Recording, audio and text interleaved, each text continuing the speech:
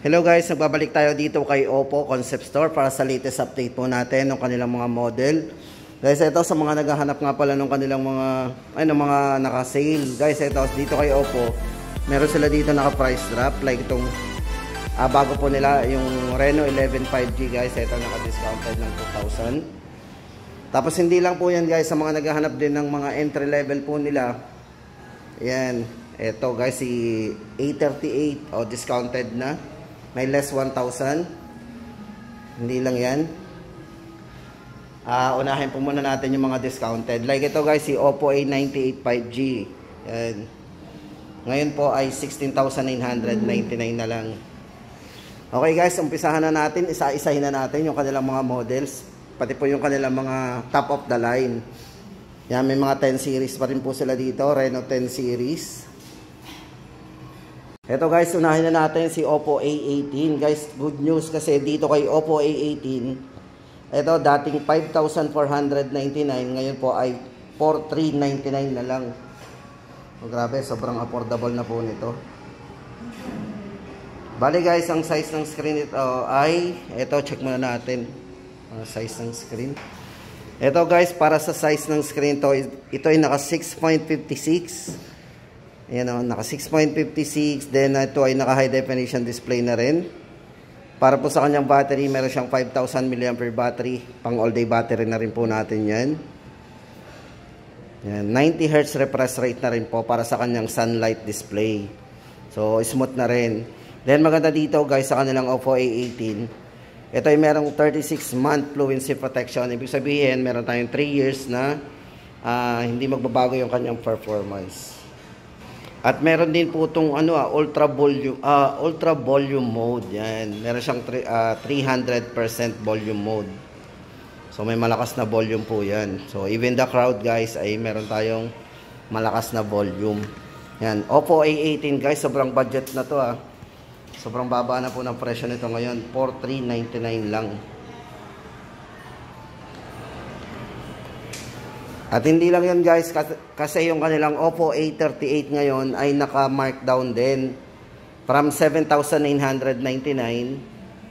Ayan po, naka-less 1,000 po yan. Ngayon po ay 6,999 na lang. Ito guys, ang ating latest update dito kay Oppo A38. Naka 8GB RAM, 128 na po tayo dito. Ito guys, maganda dito, naka fast charge na po to. 33 watts fast charging din with 5,000 mAh battery. Sa camera po, meron siyang 50 megapixel na rin, AI camera.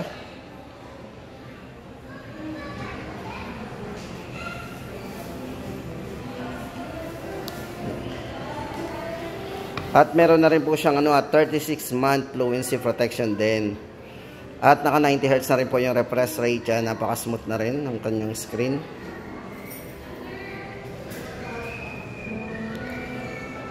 Ayan guys, ang ating latest update dito kay Oppo A38 ngayong May 22.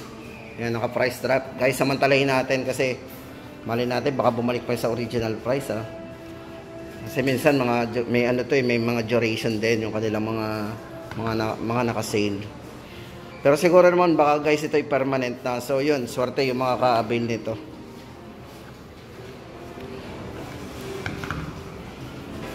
Then guys, ito na next natin for Oppo A78 naman.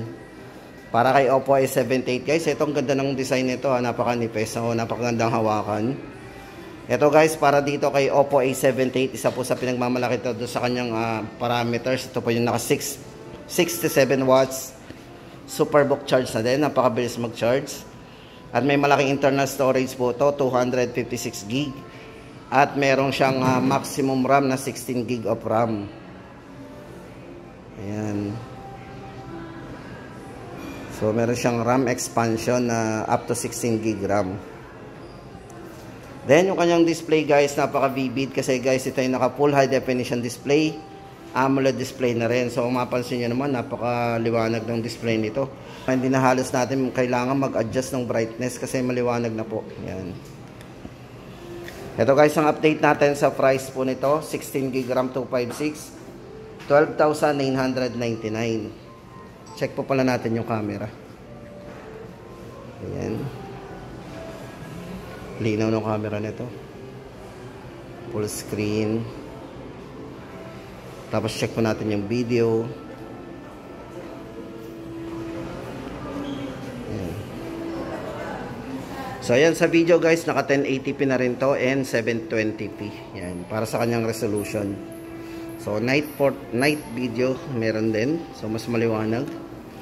Ayan guys, ang ating latest update dito kay Oppo A78, 12,999, same price pa rin. Tapos guys, ito naman for Oppo A58. Ayan. So ito yung curve yung likod eh. Ito guys, for Oppo A58, para sa latest update po natin sa presyo, ito po ay naka 6 plus 6 gig RAM, 128 na rin po internal storage. Bali, ang price po nito ay 8,999. Dito guys, maganda dito, naka full high definition display na rin po ito para sa kanyang sunlight display. Meron na rin po itong 300% volume mode.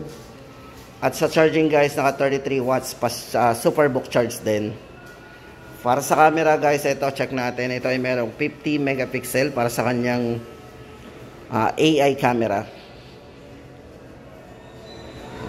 Yan guys, check po natin yung chipset. Kung nga pala hindi natin nabanggit, may tatanong po kung ano daw pong chipset na ginamit nito. Yan, check po natin sa kanyang about device. Yan guys, ito bali ito ay naka MediaTek Helio G85 na rin. Yan, Oppo A58, 8,999. Then next guys, ito good news para dito kay Oppo A98 5G. Yan, ito guys, dating 18,999 ang alam ko dito, yung pinaka-original price. Pero ngayon guys ay 16,999 na lang po to. Meron siyang maximum RAM na up to 16 GB RAM, 256 na po internal storage. Yan, para po sa kanya mga specs and parameters, unang-una po dito, naka 67 watts, Superbook charge na din with 5,000 mAh large battery. Kung camera guys, kung mahilig ka sa camera, ito ay merong 64 megapixel AI camera. Ayan, so maganda dito, meron siyang, check po natin yung video nito. Naka full. Ito yung 64 megapixel. Then video, check natin. 720 and 1080p. At yung kanyang front camera guys, ito naka 32 megapixel na po. Plus meron siyang 40 times micro lens. Yan, meron siyang 40 times micro lens. Ito po si Oppo A98 5G. Syempre guys, maganda dito, naka 5G na to eh. So mabilis ang ating downloading and uploading kapag nakakonect po tayo ng 5G. At syempre guys, napaka-silk ng screen ito kasi ito ay naka 120 Hz refresh rate na rin. So smooth pagdating sa browsing. Yan, ang laki ng screen nito eh. Yan guys, update natin para dito kay Oppo A98 5G, 16,999. Then guys, ito naman, baka naghahanap po kayo ng Oppo A77s. Para dito sa kay Oppo A77s, ito yung naka-leather fill design yung sa likod eh. Naka-fiberglass. Yan, fiberglass leather design pala yung likod. Yan. Guys, ito 12,999. Ito po yung merong 8 GB RAM plus 5 GB extended RAM. So, almost, ayun, naka 13 GB. Maximum RAM po yan. Then, sa camera, meron siyang 50 megapixel. AI dual camera. Yan. Naka side mounted fingerprint na rin para sa kanyang security unlock. Then, naka 33 watts fast charging na rin po guys. So sobrang bilis na rin itong mag-charge. Siguro mga 33 watts, isang oras at kalahati lang po. Ayan. Yan guys, ang ating update dito kay Oppo A77s, 12,999. Tapos guys, punta na tayo dun sa kanilang mga mid-range and top of the line. Siyempre, yung mga... Ito guys, sa mga nagtatanong ng 10 series po ni Oppo, yung mga Reno 10 series. Ito yung tatlong i-update natin sa inyo. 10 5G, 10 Pro 5G, and 10 Pro Plus 5G. Guys, ito, unahin na natin yung kanilang Oppo Reno 10 5G. Sa mga nagtatanong po ng Oppo Reno 10 5G, ito guys yung design niya. Check muna natin yung design. Ganda ng design niya. Ito guys, bali ay 23,999. Naka 120 Hz na rin po to. 3D curved screen. Naka-curve yung screen yan. Tama-tama to guys sa mga mahilig mag-camera. Sa mga mahilig mag-selfie. Guys, maganda dito sa camera niya, meron siyang 0.6. So, ayan, pag naka 0.6 guys, ito mas malawak yung ating ano, yung sakop. So, naka ultra wide angle po yan. Yan, naka 0.6. Sabihin guys, ang 112 degree yung kaya niyang masakop sa camera. Yan, 64 megapixel para sa kanyang ultra clear main camera. Sa kanyang may, front camera naman, meron siyang, ito, may 32 MP din pala telephoto portrait camera.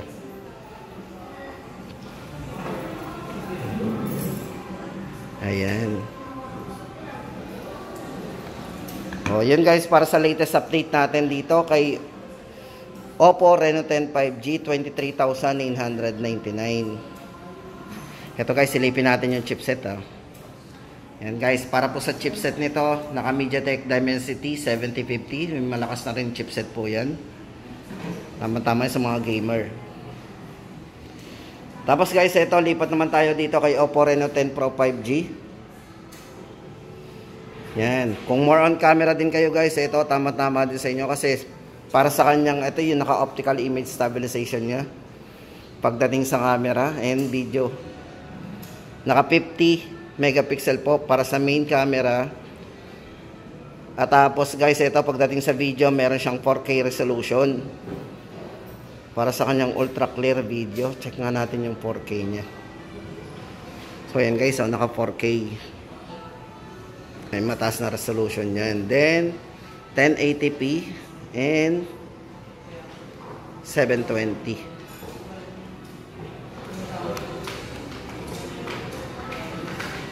At meron na rin po itong dual view video. Hindi po natin na-check yung isa. Pero ang alam ko sa mga 10 series, meron po yan. So ito yung mga dual view video niya. Ayan.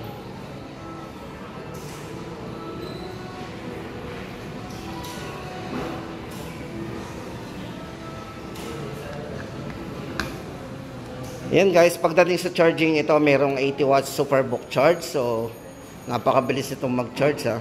Naka 80 watts. Wala pang isang oras yan guys. Full bar na po yung ating 5,000 mAh battery. Ayan. Guys, para sa latest update po natin sa presyo nito, ito pa rin. 29,999. Oppo Reno 10 Pro Plus 5G. Tapos guys, yung kanilang pinaka top of the line pagdating sa 10 series, ito po si Reno 10 Pro Plus 5G. 39,999. Ayan po yung ating pinaka latest price update dito. Guys, ito more on camera din tayo. Ito ay naka 64 megapixel telephoto portrait camera with optical image stabilization. So maganda dito guys, pansin nyo guys, lahat ng mga phone na merong OIS, syempre, kumbaga yun na yung mga top of the line natin. Kasi yan ay merong stabilized video and saka sa photo. Yan, gumamit siya ng gyroscope. Naka-gyroscope po yan.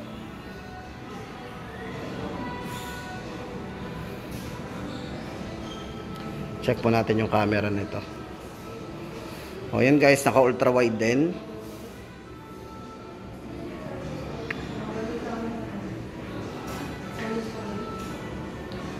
So ito guys, napaka-stable na video niya. Tama-tama sa mga vlogger.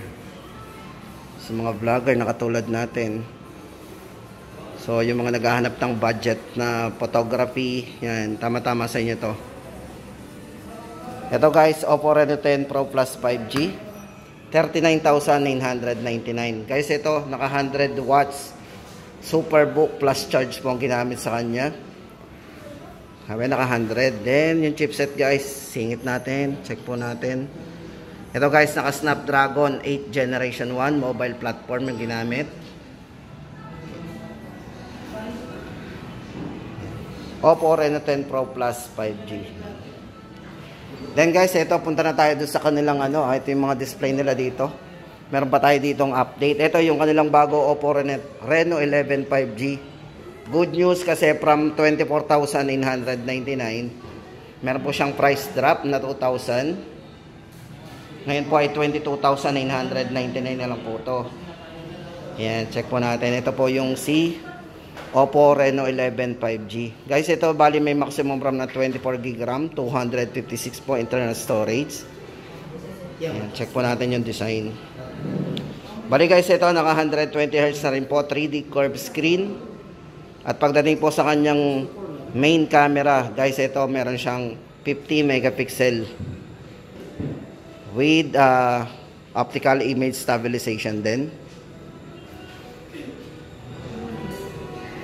Then 67 watts Superbook flash charge na din. So ayan guys, sa mga nagtatanong dyan ng mga naka-on sale or naka-markdown, ito pong Reno 11 5G ay may less 2,000.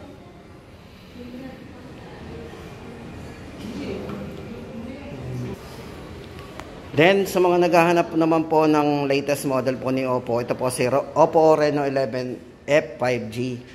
Guys, ito 18,999. Ito guys, ang design nito naka-flat eh. Yan, 'di ba? Mostly yung kanilang mga high-end and mid-range po ay halos naka-curve. Pero ito po yung kanilang huling lumabas na 11F 5G guys is naka-flat. Yan, 18,999. Guys, mapapansin mo dito, napakaganda ng nito, yung design niya sa front kasi parang sobrang nipis, bezel-less po yan. Sobrang naka-punch hole din. Then, pagdating po sa camera, meron siyang malinaw na camera, 64 megapixel para sa kanyang ultra clear triple camera.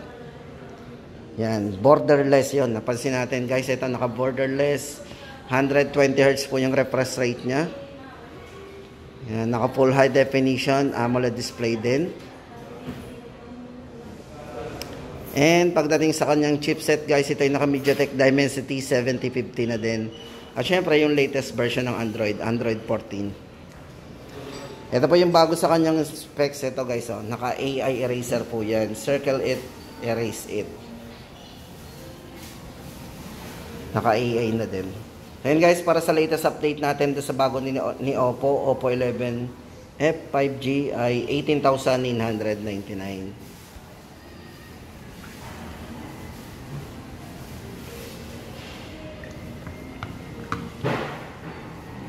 Then check po natin chipset.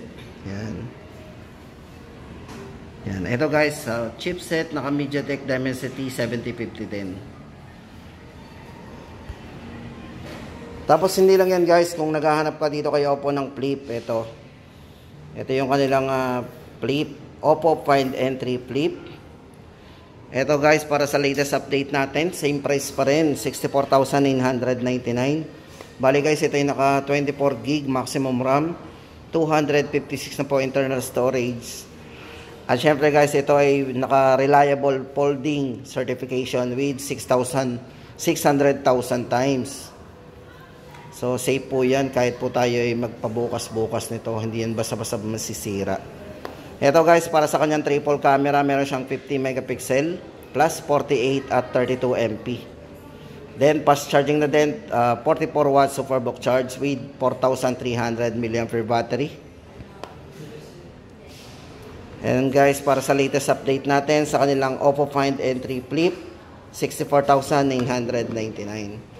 At yan guys, ang ating latest update dito kay Oppo ngayong May 22, 2024.